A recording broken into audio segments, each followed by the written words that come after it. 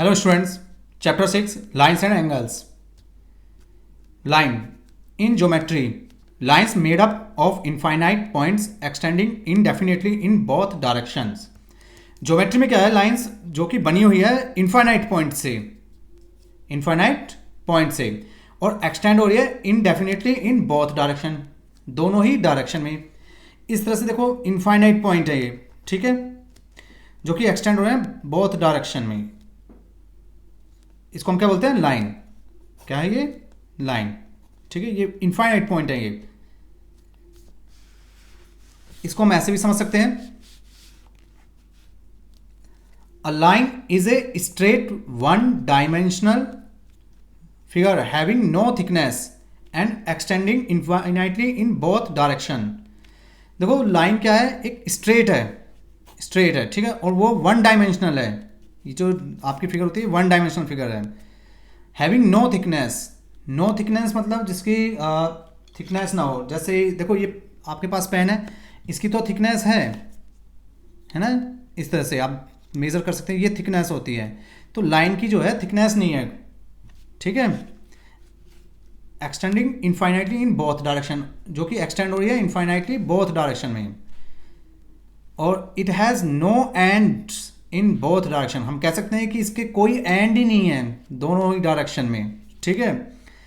अब एग्जाम्पल क्या है इसके लाइंस के, आप एग्जाम्पल अगर रियल लाइफ में देखें तो टाइम जो है आपका, इसका एक एग्जाम्पल है, क्योंकि दोनों ही दिशा में ये एक्सटेंड हो रहा है, पास्ट में भी और फ्यूचर में भी, ठीक है। दूसरा क्या है, हम लेट कर सकते हैं इक्वेटर, ठीक है। अर्थ के जो इक्वेटर है वो क्या है, अर्थ के मिडिल से पास होते हैं, है ना, चारों तरफ। तो आप उसको क्या है, अगर खड़े होकर इक्वेटर पर खड़े होकर देखें तो आपको उसके दोनों एंड शो नहीं होंगे, दिखाई नहीं देंगे, ठीक है। तो हम इसको भी एग्जाम्पल लेट कर सकते हैं। नेक्स्ट देखिए, एंगल इन प्लेन ज्योमेट्री। ये प्लेन है, देखो ये जो आपका इस तरह से होता है, ये प्लेन ज्योमेट्री है, ठीक है। In plane geometry an angle is the figure form by two rays, जिनको हम साइड्स बोलते हैं, sharing a common end point, जो कि शेयरिंग है किससे, कॉमन एंड पॉइंट से, call the vertex of the angle. क्या कहलाते हैं वो, वर्टेक्स ऑफ द एंगल। तो इसको समझते हैं, एंगल को क्या है। देखो फिगर है जो कि टू रेज से मिलकर बना है, ठीक है, टू रेज, और दोनों का शेयरिंग क्या है, कॉमन पॉइंट है। इस तरह से देखिए, एक आपकी रे ये हो गया, ठीक है, और एक रे इस तरह से है, ठीक है, दोनों का शेयरिंग पॉइंट हो गया ये कॉमन, ठीक।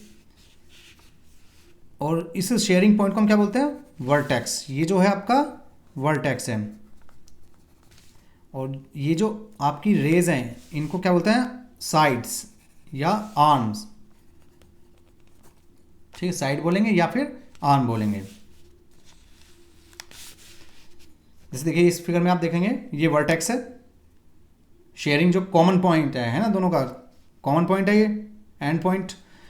ये रे वन, ये रे टू, ये रे वन, ठीक है, इनको हम क्या बोलते हैं, साइड्स। इसको हम ऐसे भी समझ सकते हैं, an angle is a rotation of a ray from an initial point to a terminal point. देखो एंगल जो है वो क्या है, रोटेशन है। रोटेशन कैसे, जैसे आपका ये पेंसिल है इस तरह से रोटेट कर रही है, देखो ये रोटेशन है ना। तो आपका इनिशियल पॉइंट से टर्मिनल पॉइंट का ये जो होती है लाइन, इसको इनिशियल साइड बोलते हैं, ठीक है।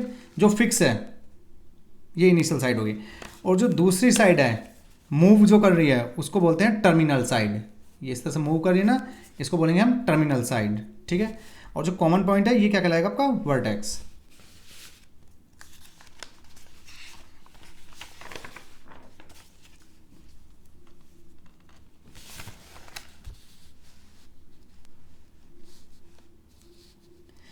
नेक्स्ट देखिए, बेसिक टर्म्स डेफिनेशंस, ठीक है। बेसिक टर्म्स हैं जो उनकी डेफिनेशन। फर्स्ट देखिए, लाइन सेगमेंट।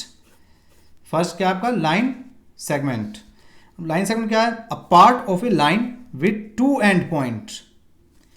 ये पार्ट है किसका, वो भी लाइन का, और इसमें एंड पॉइंट कितने हैं, टू एंड पॉइंट्स हैं।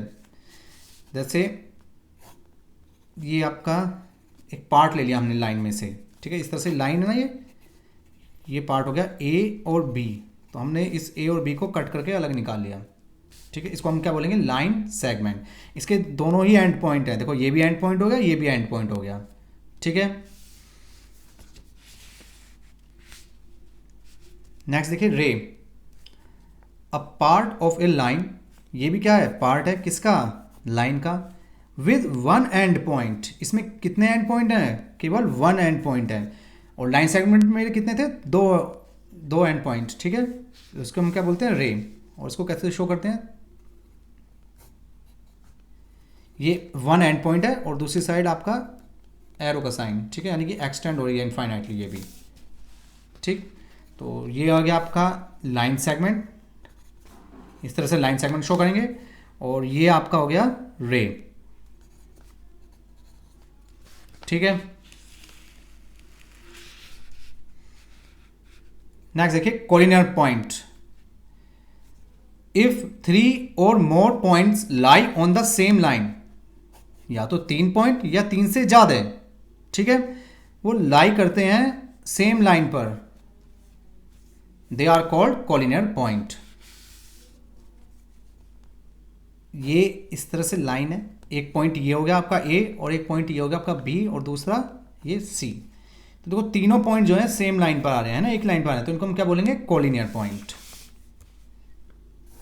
ये इस तरह से लाइन है आपकी, ये ए बी और सी, ठीक है।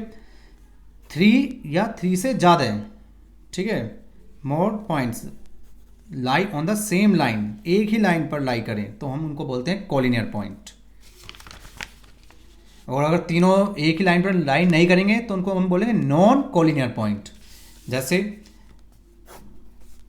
ये लाइन है आपकी, ये पॉइंट ए, ये बी, और एक पॉइंट सी यहाँ आ गया, तो देखो तीनों पॉइंट अलग अलग हैं, है ना, ये दो तो इस पर लाई कर रहे हैं लेकिन तीसरा सी नहीं कर रहा है, तो ये बोल रहे हैं हम नॉन कोलिनियर पॉइंट्स, ठीक है। इसके बाद देखिए word congruent, equal in size and shape, मतलब क्या है इसका, इक्वल इन साइज और शेप, मतलब साइज में भी इक्वल हो और शेप में भी इक्वल हो, ठीक है, तो हम उसको बोलते हैं कॉन्ग्रेंट। जैसे आप देख सकते हैं, देखो ये 2 ट्रायंगल हैं, ठीक है, दोनों के साइज क्या है, साइज मतलब इनकी साइड जो है, अगर आप मेज़र करें, first triangle P Q R की साइड्स मेज़र करें और ए बी सी की ट्रायंगल की मेज़र करें, तो दोनों की साइड्स क्या है, इक्वल है, और शेप भी देखो दोनों की सेम है, ट्रायंगल है दोनों, है ना। अगर मैं एक दूसरे के ऊपर इस तरह से सुपरपोज करता हूँ तो ये बिल्कुल कंप्लीटली पीछे वाले को हाइड कर लेगा, ठीक है, तो ये कॉन्ग्रेंट कहलाता है। क्या कहलाता है ये, कॉन्ग्रेंट वर्ड, मतलब साइज और शेप दोनों इक्वल हो।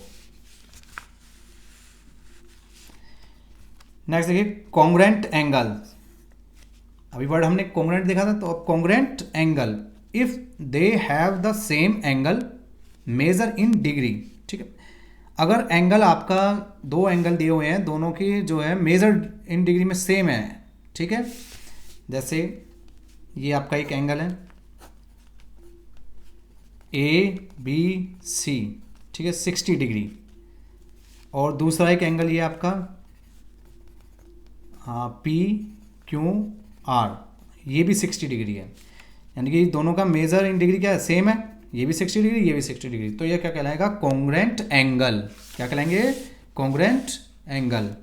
इसको हम ऐसे भी समझ सकते हैं, if a trace copy of one can be superposed on the other to cover it completely and exactly. अगर हम एक इस तरह से देखो, जैसे मैंने बताया था, ये आपका एंगल बी हो गया और ये एंगल आपका क्यू, ठीक है, तो ये कॉपियाँ हैं दो, है ना, एक के ऊपर एक इस तरह से मैं सुपरपोज करता हूँ इसको, ठीक है, तो देखो ये कंप्लीटली इसको क्या कर रहा है, कवर कर रहा है नीचे वाले को, एंगल बी को एंगल क्यू क्या कर रहा है, कंप्लीटली उसको और एग्जैक्टली कवर कर रहा है, ठीक है, तो ये क्या कहेगा, कॉन्ग्रेंट एंगल कहलाएंगे। हम इसको ऐसे भी समझ सकते हैं। Okay, thank you.